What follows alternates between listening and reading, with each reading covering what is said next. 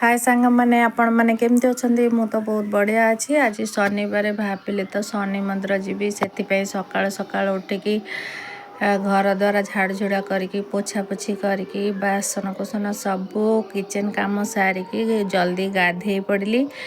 गाधे पड़ी ये वृंदावती कतरे पानी देदेली। तो काली मो देह भल नाला टे जरा जरा लगुला से भल भाव गाधे ठाकुर पूजा ठीक से कर नी। तो आज देखु भल भाव टे शनिवारटा से शनि मंत्र जीवी बोली भाविली जल्दी जल्दी काम सारिकी वृंदावती कतरे पानी देकी सूर्य देवता को पानी देदेली। घर पाखे ट्रेन लाइन देखिपे ट्रेनटा सामने जाऊँगी बहुत स्पीड रे जाऊँगी ट्रेनटा। तो ये वृंदावती कतरे पानी देकी ये ठाकुर को पूजा करदेली। सब बड़े तो ताजा फूल मिले फूल गुड़ाक जमी मौलिला किणिकी तो फूल आने को पड़ू कहीं तो गछ नहीं बेंगलोर आपण मैंने जानते सीटे सब सुविधा मिल पारे।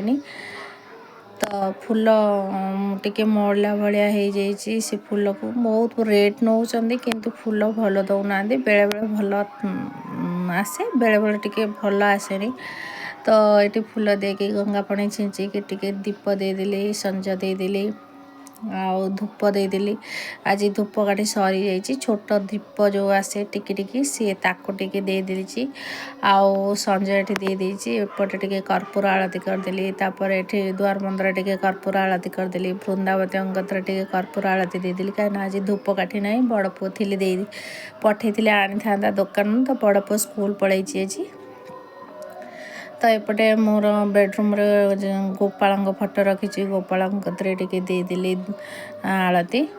गोपाल टिके पूजा न कले मो मन भल लगे नहीं कहीं मो बेडरूम रे मु रखी गोपाल को विश्वास करें रात जब मत टे भल लगे आड़ू साड़ू स्वप्न देखा तो मु गोपाल टिके अनेदेले मोर सब दुख कष्ट दूर हो जाए देखीदे।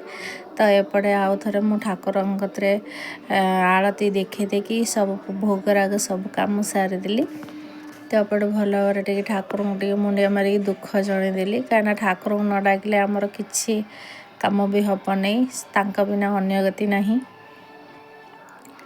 तो मोर ये ठाकुर पूजा सरीगला। तो मु बाहर ये सान पु को जर होता काल रात ताको भल भाव पोछा पोछी करदे नुआ साड़ खंडे पिंधेदेली आम माँ पुओ बाहर शनि मंदिर। तो सब बड़े तो भोगराग नहीं जाए ना कहीं प्रत्येक शनिवार जिते बड़े भी मन हुए गाधे पाधे टिके आलती आणिकी पादुक पाई आम आसू जो दिन भोग करिया कथा करूँ आउ किंतु प्रत्येक शनिवार मु जाए टिके आलती नहीं कि आसे। तो ये घर कबाड़ देदेली बहुत दूर नहीं मु लक करे घर पाखरे पूरा मंदिर। तो सान पुओ को लेकिन गली सी देखो आड़े साड़े पलि जाऊँगी। आपण मैंने जानते छोट छुआ थे केते हैरान करती कहार सपोर्ट भी नहीं बाहर सब एकुटिया करने को पड़ुची। एठी आसिक घर मंदिर रे आम पहुँची गलु मंदिर रे सामने गणेश मूर्ति थिला तांको भल भाव टिके प्रणाम करदेलु माँ पुओ। तापर भितर को गलु भितर भी आज मंदिर बहुत गहली नाथिला शनि मंदिर रे शनिवार केवल खोलती ये तो अन्य बार खोलती नहीं किसी अमावास्या पूर्णिमा थिले खोलती। तो आम ये नवग्रह कतरे 5 थर बुलीगलु माँ पुओ टिके आशीर्वाद नहीं नेलु। तापरे मंदिर बेढ़ारे सब बुली पड़लु कल्पवटर टिके बुली पड़लु भल पादुक पाईदेलु आलती नहीं गलु। तो पुओ को जर होता से नना कही टे लेंबू रे झाड़ी देवाक से झाड़ी देते। तो आमर ये सरीगला मंदिर कम आमर ये सरीगला। तो आम ये रूम को जीवा बाहरलु ये सामने आसिक मो पुओ प्रणाम आउ थे करदेला गणपति को। तो आम घर को आसिलु आगे आगे पलि जाऊँगी घर को आस आगे टीवी खोलदेला। वीडियो आप भल लगी था जय जगन्नाथ।